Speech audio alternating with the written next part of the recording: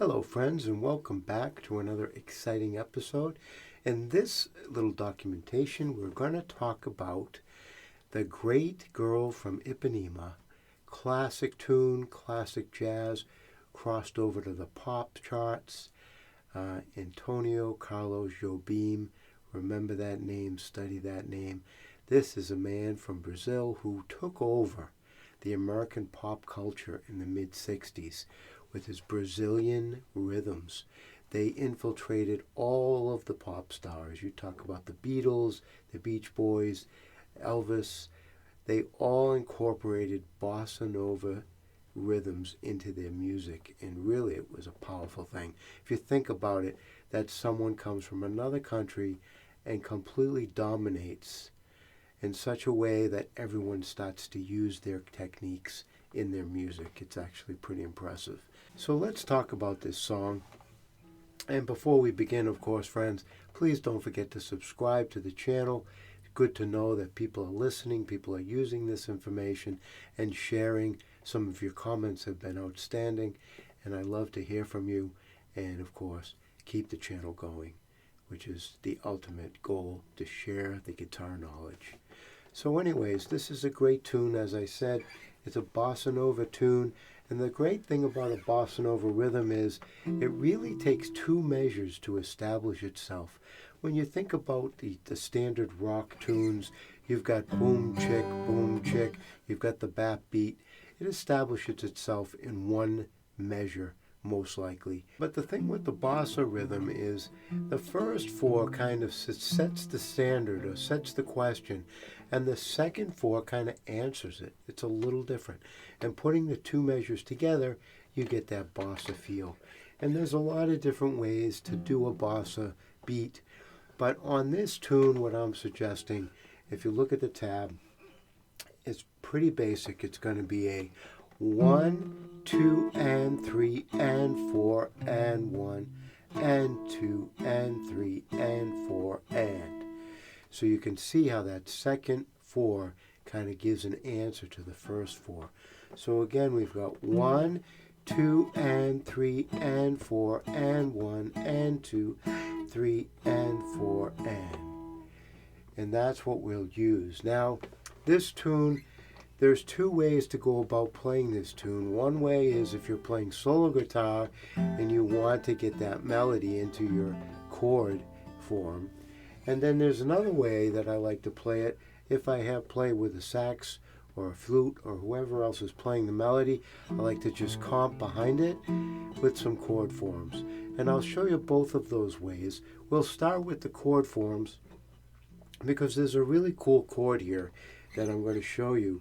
And it's basically called an F major 7 with a 9. So sometimes we'll say F major 9. And you can see how that's formed. We take and we put the second finger on the 5th string on the 9th fret, right? Well, sorry, on the 8th fret, and that would be an F, right? And so this is an F major 9, and we're going to fill that in by putting the first finger on the 7th fret right under it on the 4th string, and then the little pinky comes in on the next string on the 3rd string on the 9th fret, and then the 3rd finger comes in down on the 2nd string on the 8th fret. So we've basically got these two fingers on the 8th fret with that filling in on the 7 and that filling in on the 9.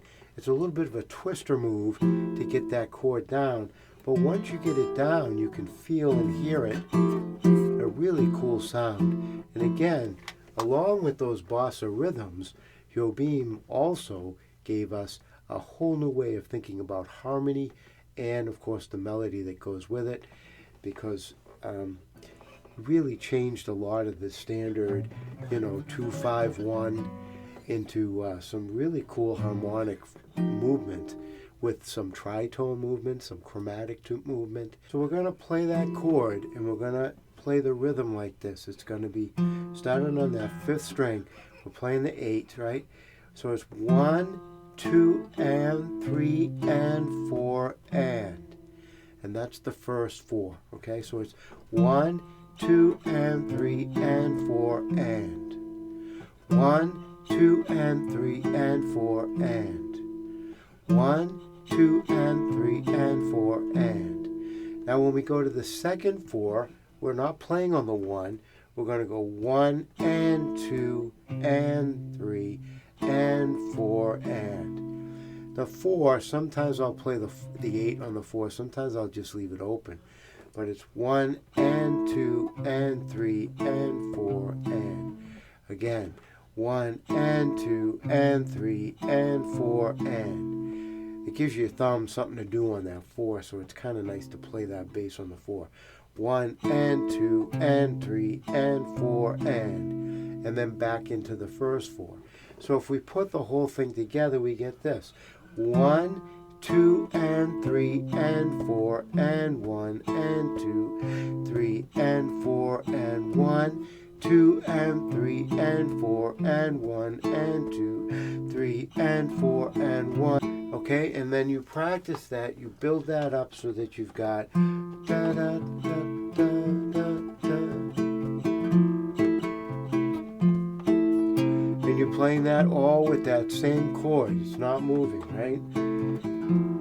Okay, so that's going to take you through the whole first line. Da, da, da, da, da, da, da, da, da. Now we go to the next chord. Now what we're going to do here is we're going to just go to a G9 chord. Okay, so we're going from here to the G9, and you can see that the two fingers, the 1 and the 2, don't change, they just slide. And then you can drop these two fingers, kind of give them a break, and then just play the 3 across the bottom 3 strings. So you've got da da da da da da da. Now to the G, and now we're going to just drop that first finger down to get that minor 7. Okay, so we've got dominant 7s, right? We've got the G, the 3rd, the G, the 3rd, which is the B, and then the next one down is the 7th, and then the next one down is the 9th. So we've got 1, 3, 7, 9. Okay, and then we're going to flat the 3. Okay, so we're still in a 9 chord, but a minor. G minor, and then we're going to go down a half step. Again, the chromatic harmonies of Jobin. Okay, F sharp minor 9, and then back to the F major 7 or major 9 chord. So we've got this. Da da da da da da da da da, the G 9, right? And then we're going to go G minor 9, G F sharp minor 9, and then back. Again, da da da da da da da, the G 9, then the G minor 9, the G F sharp minor 9, and then back to the F major 9. And that gets you through the verse. Okay, so now when we go to the bridge, we're going to keep that F major 9 form. We're going to just move it up a 1 fret to the F sharp major 9. Okay, it's a major 7th with a 9th on top. So we're going to go there. Now we're going to go from there to a B7. Okay, and then we're going to go to an F sharp minor 7, which we can do down here on the 2nd fret. We could just use 1 bar, right?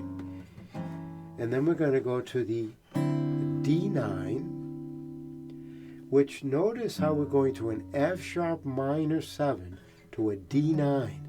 The bass notes, F sharp to D, is basically a tritone, right?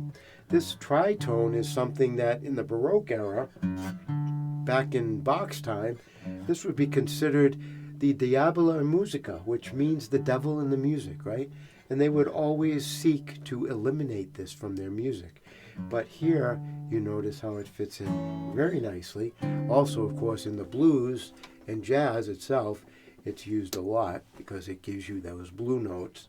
But this is very interesting how this harmony, and this is one of the reasons why the harmony messes up the soloist on the bridge, because of its variations, which are not standard typical variations.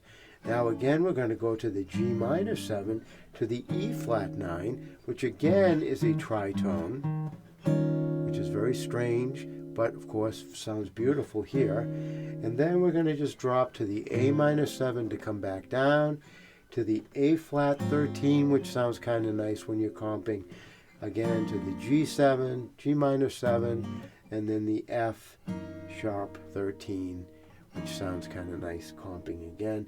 And then we're just going to slide back up to the F to go back into the verse. So it'll sound something like this.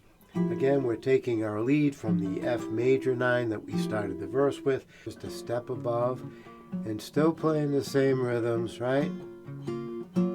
Da da da da da da da, the B7. Then we're going to go to the F sharp minor 7, to the D9, da, then the G minor 7, da da da da da da da, da, E flat 9, then coming down A minor 7 to the A flat 13, G minor 7 to the F sharp 13, and then we slide back up to the 8th fret again to go into the verse on the F major 9. Okay, so the rhythm itself stays the same the whole piece, and you put it all together, you should have something that sounds kind of like this. Okay, starting on the F major 9, we have tall and tan and young and lovely, the girl from Ipanema goes walking. When she passes each one, she passes, goes ah.